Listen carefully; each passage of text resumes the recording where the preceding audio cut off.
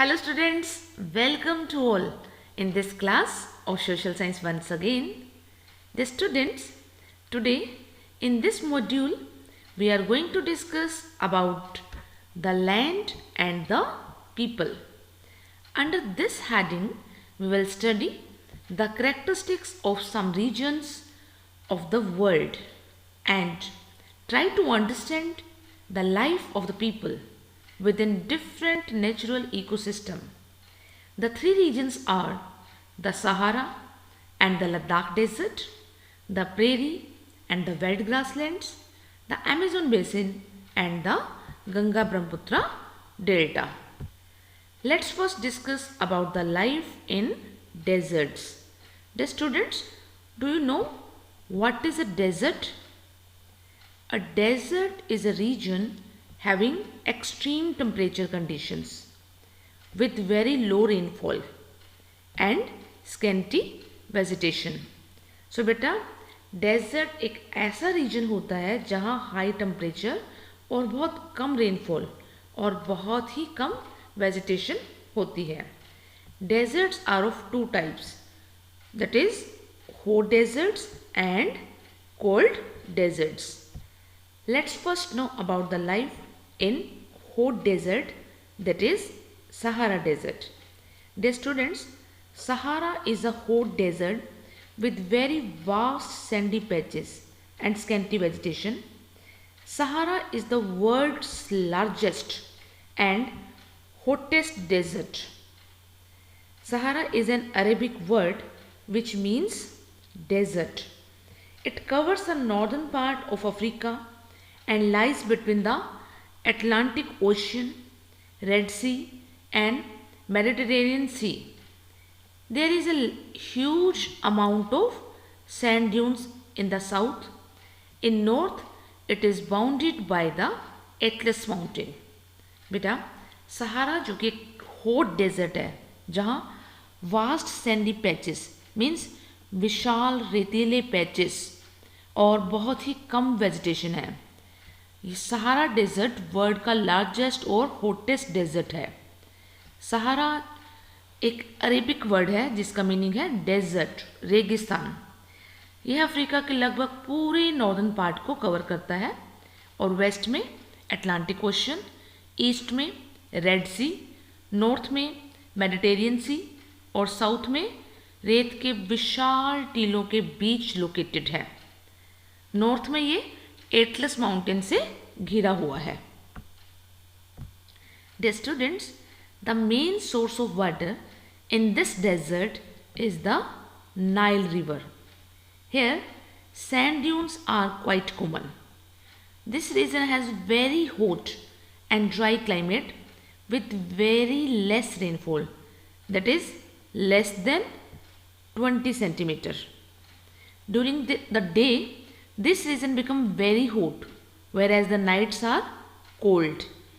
The day temperature rises up to 43 degrees Celsius and temperature at night falls to about 10 degree Celsius.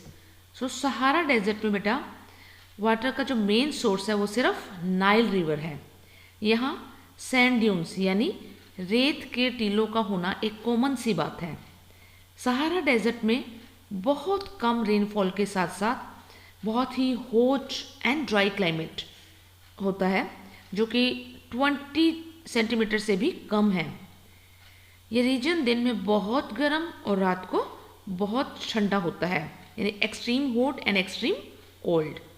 Day temperature 43 degree Celsius है तो same day night temperature यहाँ 10 degree Celsius तक हो जाता है.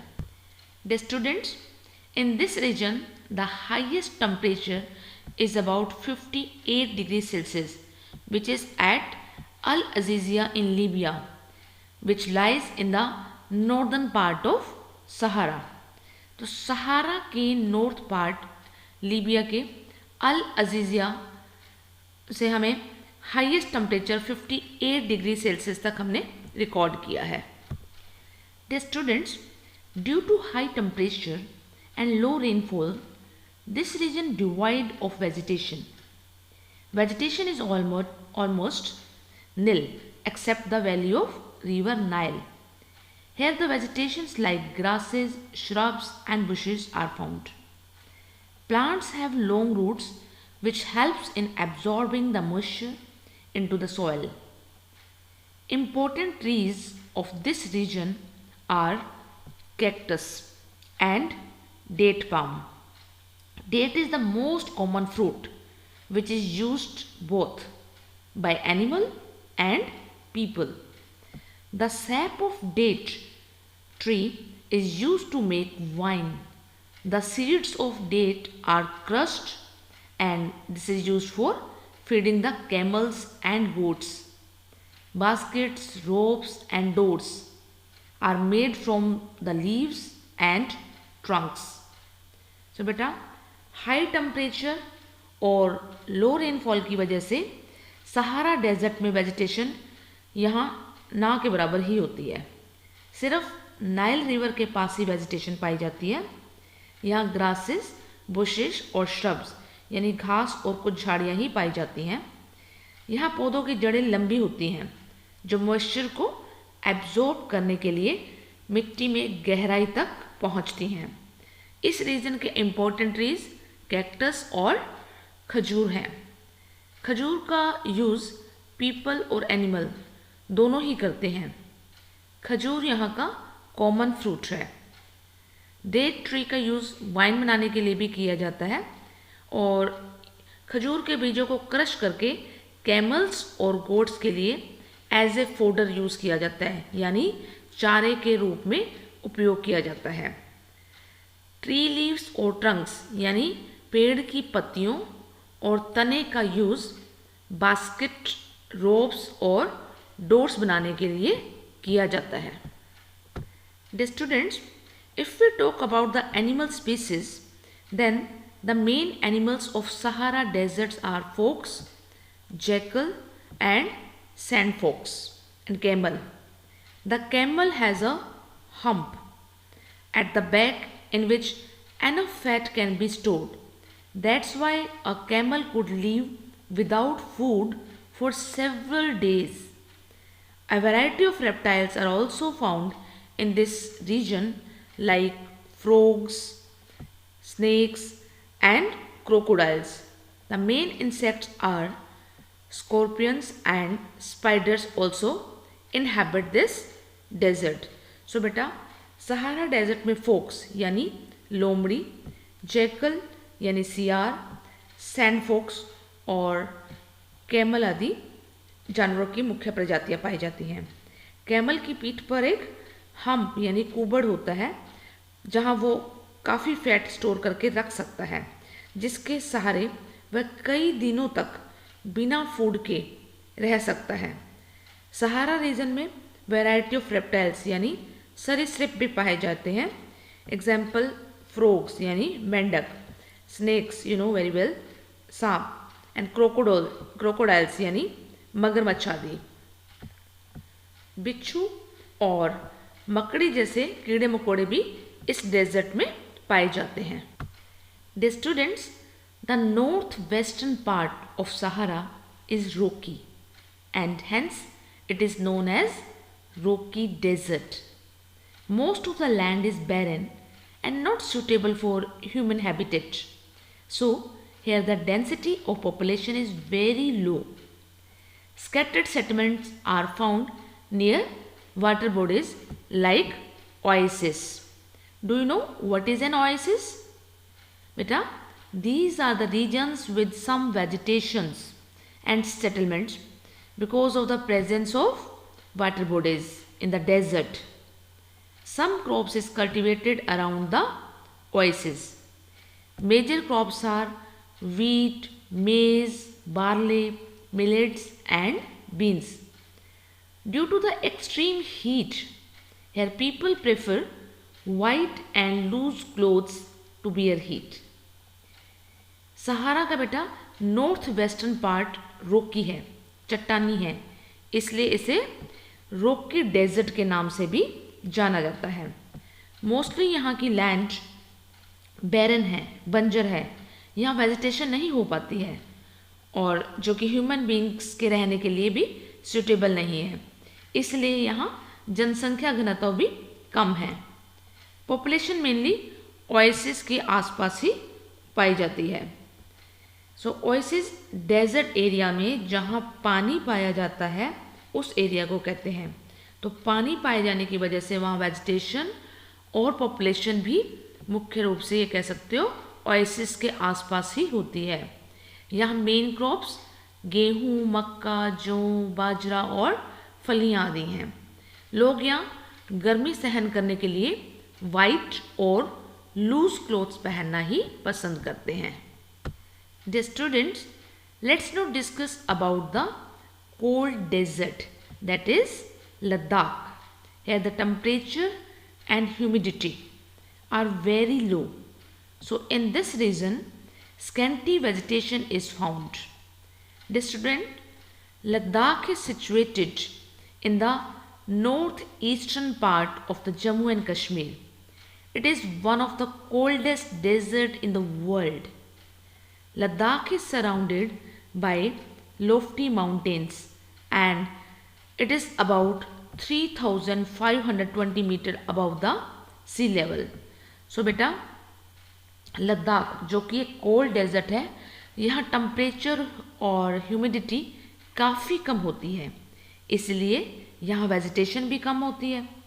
लद्दाख जम्मू कश्मीर के north eastern part में situated है, जिसे दुनिया के सबसे ठंडे रेगिस्तान यानी कोल्डेस्ट डेजर्ट के रूप में भी जाना जाता है।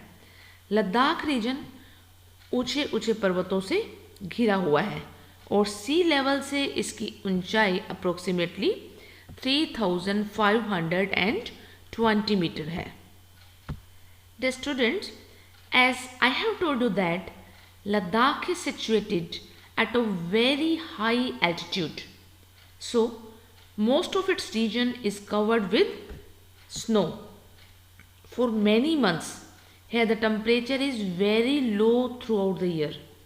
If we talk about the annual rainfall, then this region receives only 8 centimeter of annual rainfall. This is so because Ladakh lies in the rain shadow area of the Himalayan mountain. So Ladakh जो कि बहुत ऊंचाई पर स्थित है और कई महीनों तक स्नो से कवर्ड रहता है, इसलिए यहाँ पूरा साल टेम्परेचर बहुत कम रहता है।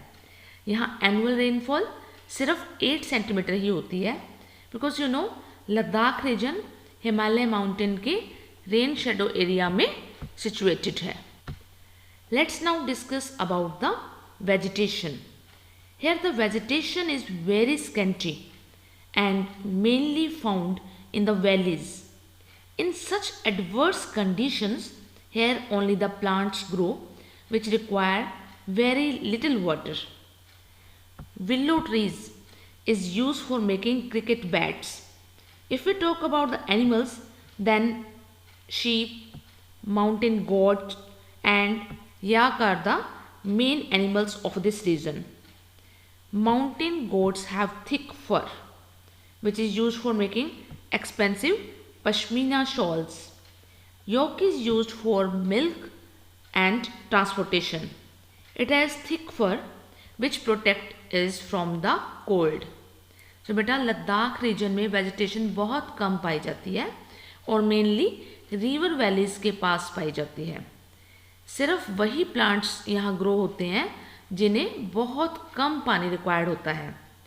विल्लो ट्रीज जिसके क्रिकेट बैट्स बनाए जाते हैं वो भी यहीं पाए जाते हैं।